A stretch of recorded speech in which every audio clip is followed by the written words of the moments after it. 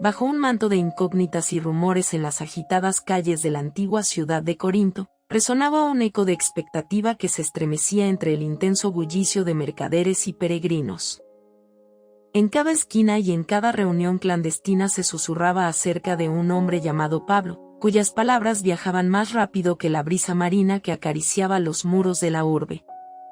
Era la segunda vez que este intrigante personaje enviaba un mensaje contundente, atravesando distancias y obstáculos, para alimentar la esperanza y, al mismo tiempo, sacudir las conciencias de aquellos que osaban permanecer inmóviles ante la profundidad de la fe que proclamaba.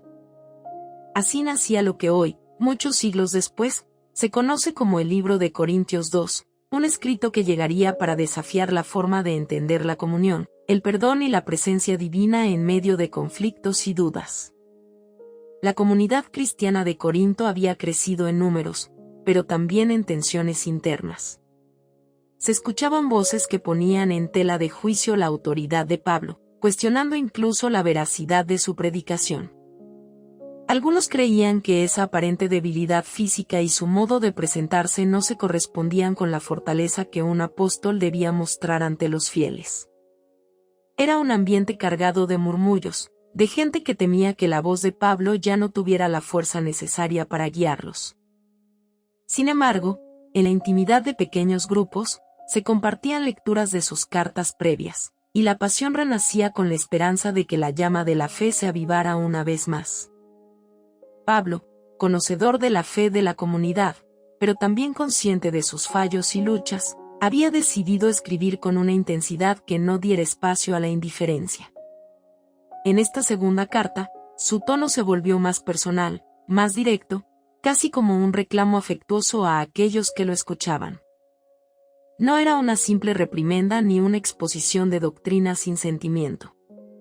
Era una llamada ferviente a la reconciliación y al reconocimiento de la verdadera fuerza que se manifiesta en la humildad. Con cada palabra de la carta se percibía el latido sincero de un hombre que no buscaba imponer su autoridad por la fuerza, sino despertar la conciencia de quienes habían olvidado el verdadero propósito de la unidad cristiana. En la misiva, Pablo abordaba temas que resultaban candentes para la congregación: la importancia de perdonarse mutuamente, de abrazar la generosidad como un acto genuino de hermandad y de permanecer firmes en la fe a pesar de la adversidad.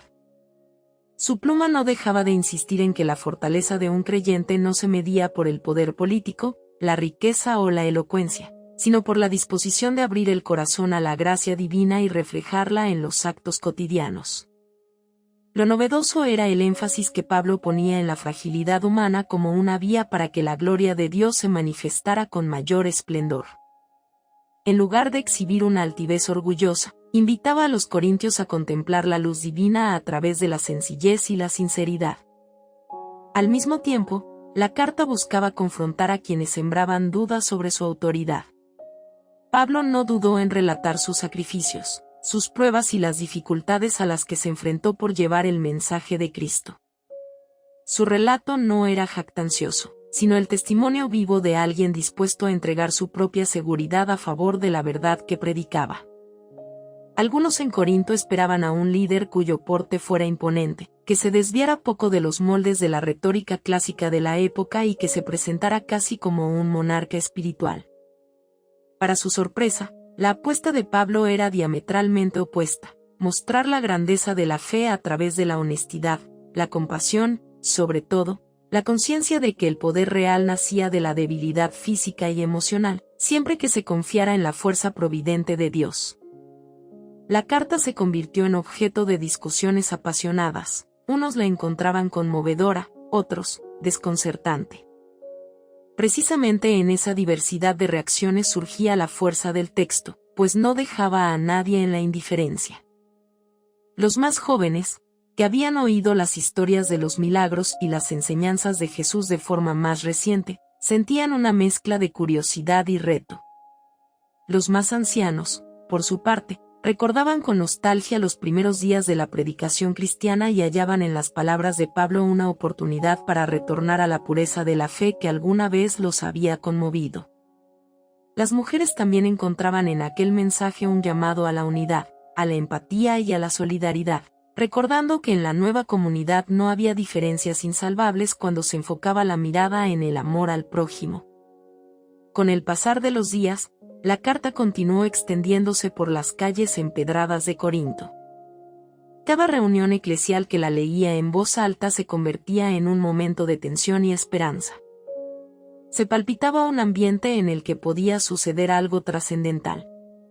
Mientras el mensaje calaba en el interior de las almas, la comunidad parecía al borde de un quiebre, o se fortalecía apoyándose en las directrices de reconciliación y humildad de Pablo, o entraba en un declive de enfrentamientos intestinos.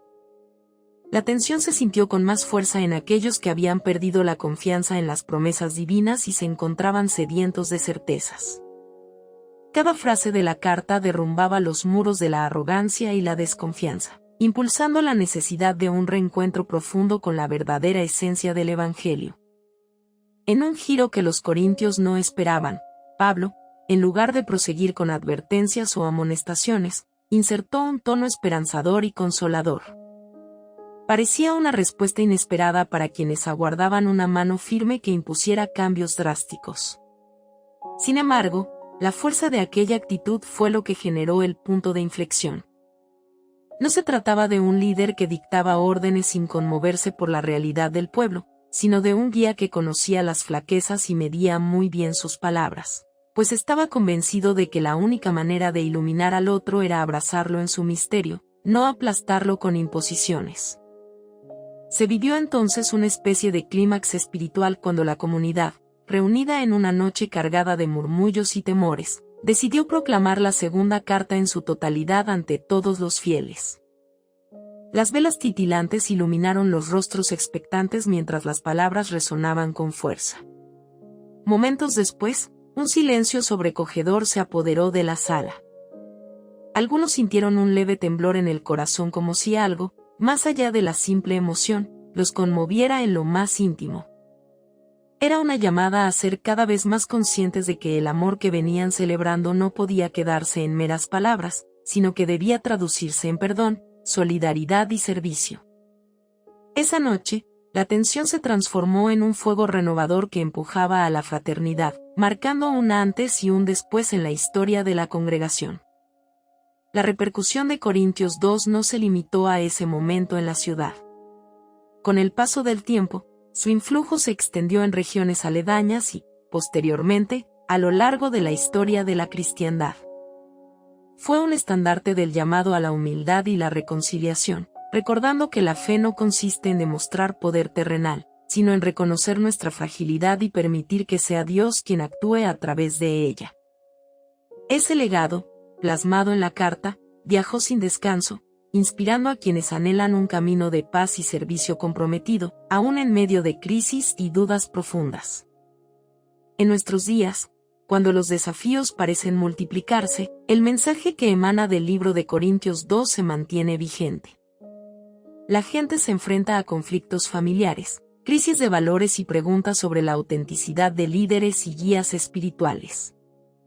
En esas inquietudes, se encierra el sentido más inspirador de observar el texto de Pablo, una confesión de que la humanidad, con todo y sus sombras, puede hallar la fuerza necesaria en la comunión sincera y el perdón mutuo. Levantar la mirada y reencontrar la visión de ese amor genuino es, hasta el presente, uno de los retos más profundos que nos lega esta carta. La reflexión final que podría servirnos en este viaje a través de Corintios 2 nos recuerda que la verdadera grandeza no se halla en las apariencias ni en la faceta imponente que el mundo a veces exige, sino en la determinación de comprender que, cuanto más frágil es el hombre, más se evidencia el poder de lo divino. Esa es la enseñanza que, siglos después, continúa latiendo con intensidad, como un faro que alumbra senderos cargados de esperanza en medio de las dudas más profundas. Al concluir esta historia, queda el llamado a valorar la humildad y la reconciliación como pilares de una fe viva, capaz de forjar lazos indestructibles aún en las circunstancias más adversas, recordándonos que el amor compartido sigue siendo la fuerza transformadora más poderosa que pueda existir. Si te gustó el video, por favor dale me gusta y suscríbete al canal, esto nos ayuda a seguir contando historias. Gracias.